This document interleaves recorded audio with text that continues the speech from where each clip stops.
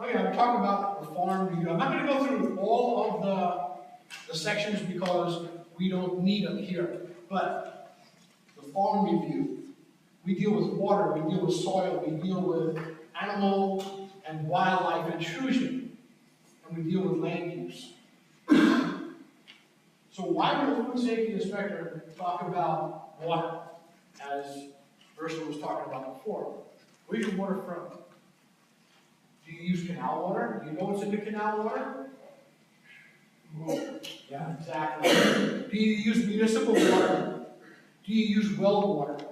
Do you ever have your water tested for pathogens? We require that a test be done for E. coli. We want to know how many E. coli is in your water. If there's no E. coli in your water, that's cool, it's potable. If there is E. coli in your water, how many? The EPA says you can have 126 E. coli CFUs, colony forming units. 126 CFUs for irrigation purposes. They call that recreation water. You cannot use that for washing your hands or washing your produce, washing your tables down. You cannot use that. It's got to be potable water. So, yes, ma'am. What about for watering livestock for meat and dairy purposes? That's cool. This is only for fruits or vegetables. Livestock live in that kind of environment, so we would expect them to have salmonella and E. coli and listeria in their system. We don't want it in our system, but we would expect livestock to have that in their system and on their outside too. So where's your water from? Are you testing your water? We're going to require that you test your water. How do you irrigate? Do you have flood irrigation? Do you have drip irrigation? Do you have overhead sprinklers? Of the different ways of irrigation, which is the safest? Drip. Why? Because the whole plant doesn't get water. Because the water gets right to the roots. It's not on the spinach, it's not on the tomato. When you have an overhead misting like these big wheels or rainbird types, everything gets water. Dust settles on the water and the bacteria is on the dust, and you know how that works. Okay, so we're going to require that you test your water. Irrigation water, you have canal water, you have your own private well, or you have municipal water. Municipal water and well water is tested once a year. And if you're using City of Florence water, they test their water probably every hour. City of Phoenix tests it every hour because they want to make sure there's no problem. They post all of their analysis online. You can download one of these, put it in your book, and you're good to go. You show us that you're using City of Florence water, and here's the cert for last month, and you're going to buy that. That's fine.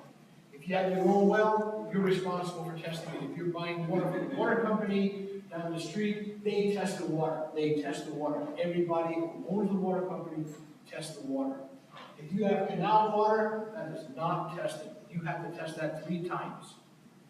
Beginning of your growing season, the middle of your growing season, toward the end of your growing season. Now, what if your analysis comes back really hot? You say, oh my God, I got 14,000 CFUs of E. coli. Well, those 14,000 are already gone. They're already downstream from you. I would test it again, see what happens. We require that you give us a cert for irrigation purposes that's 126 CFUs or less, right?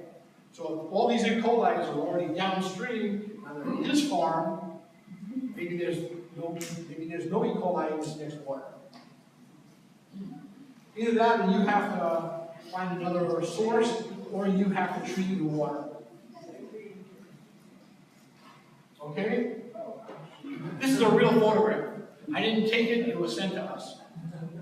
Some people are going to say, oh my God, that's pretty cool. Pre-fertilized water. This pump goes to his garden, by the way. This is absolutely true. It does go to his garden.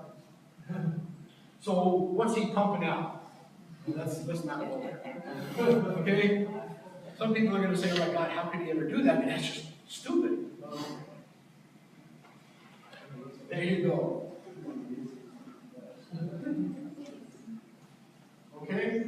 Is your farm, is your property in close proximity to a livestock operation?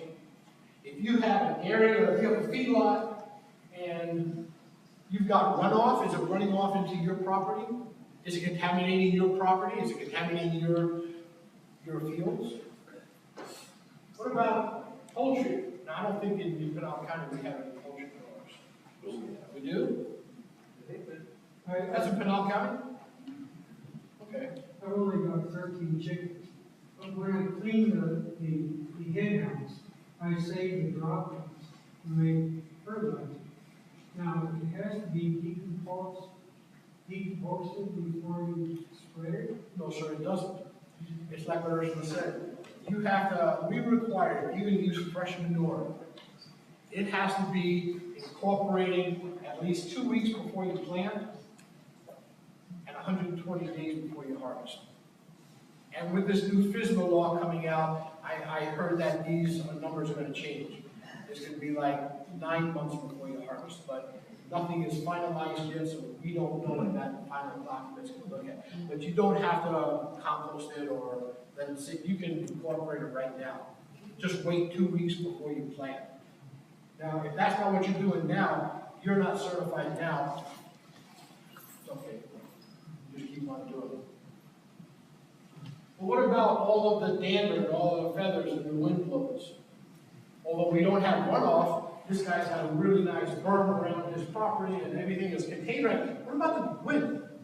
The wind comes through and blows all this beautiful stuff onto yours, and now it's all over your spinach and cabbage and broccoli. Could it happen? Sure. If you can think of it, it could probably happen. So how are you going to deal with this? I'm going to get rid of the chicken farmer next door.